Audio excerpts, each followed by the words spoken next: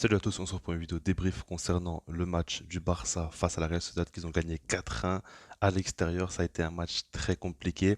Il y a beaucoup de choses à dire, donc on va pas perdre de temps. On va commencer par la compo et elle a été très surprenante parce que sur le papier déjà on voit un 4-3-3 avec deux surprises, Alejandro Balde et Ferran Torres.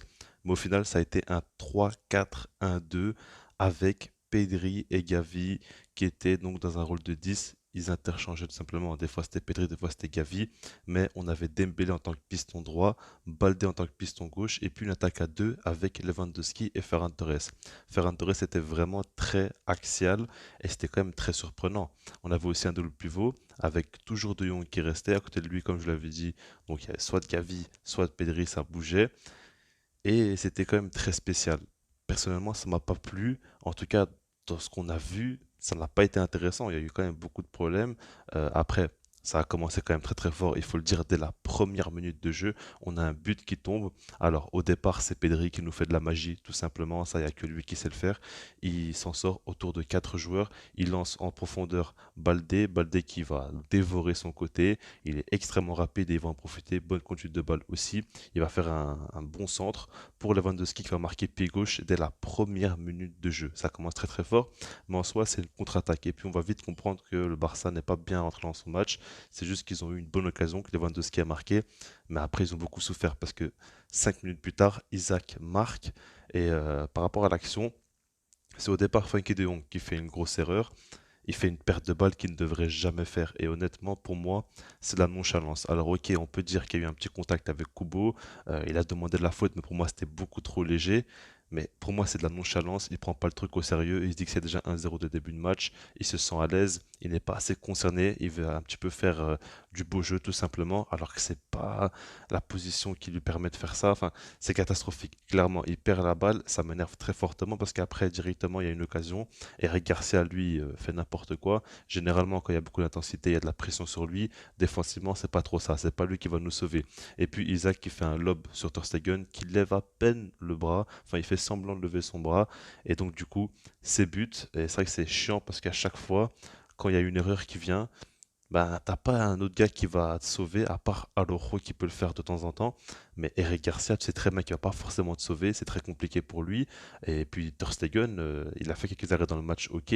Mais là, par exemple, il a été vraiment très mauvais cette action-là. Pour moi, il devait l'arrêter. Il y a pas non plus mort d'homme, c'est pas une occasion énorme pour Isaac. Il est quand même assez esselé sur le côté droit. Il n'est pas non plus très bien placé. Il tente un lob. Pour moi, il doit clairement l'arrêter. Mais bon, ça fait 1-1 dès la sixième minute de jeu du coup.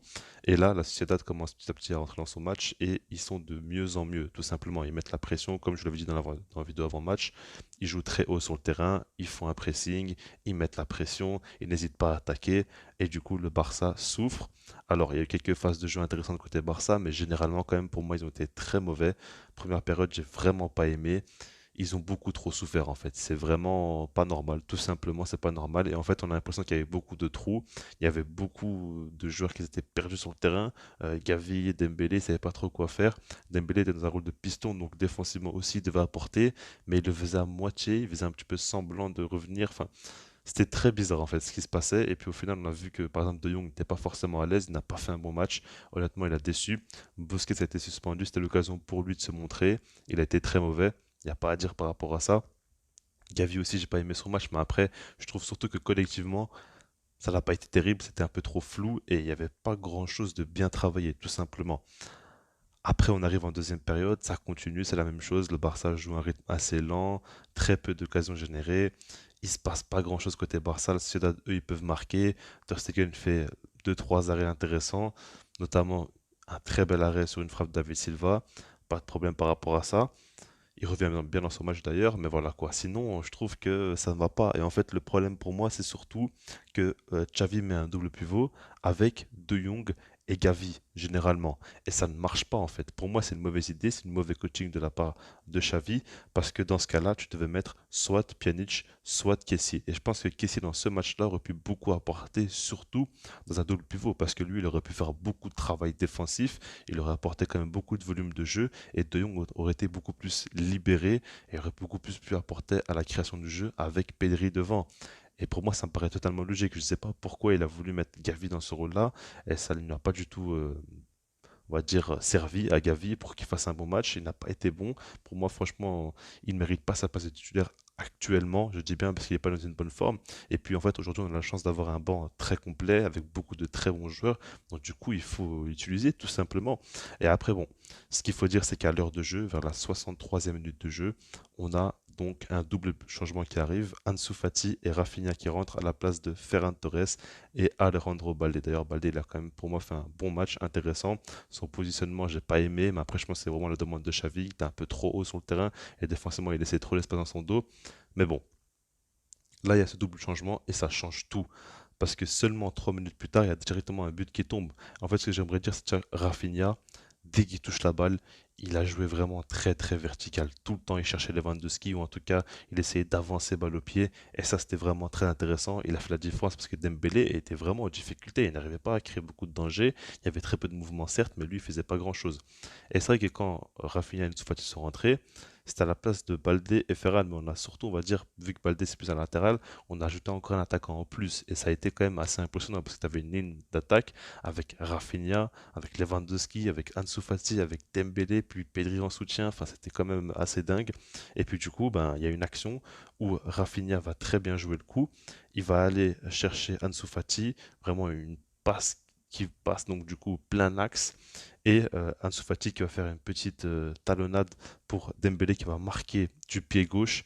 Vraiment une très belle action, un très beau but. Ansu Fati, ce qu'il nous fait, c'est très très fort. Dembélé, il est serein face au cage. Il marque dans un angle assez fermé. Petit filet, il nous la met. Donc là, vraiment, c'est magnifique. Et ce qui est dingue, c'est que 3 minutes plus tard, on a encore un but.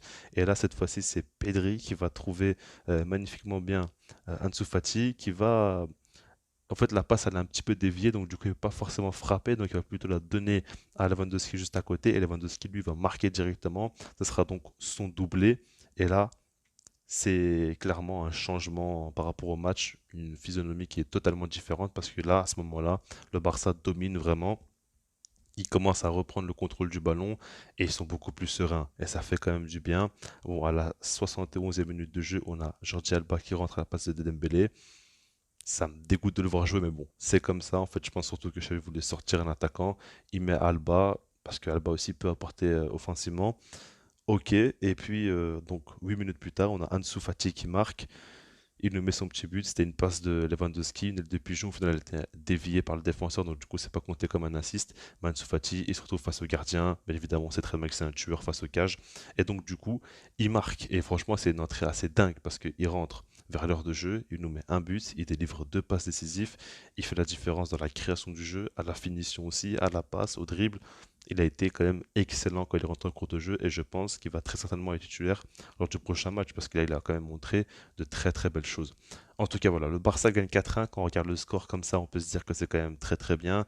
Les offensifs ont marqué. Lewandowski a débloqué son compteur but pour son anniversaire. Il a mis un doublé.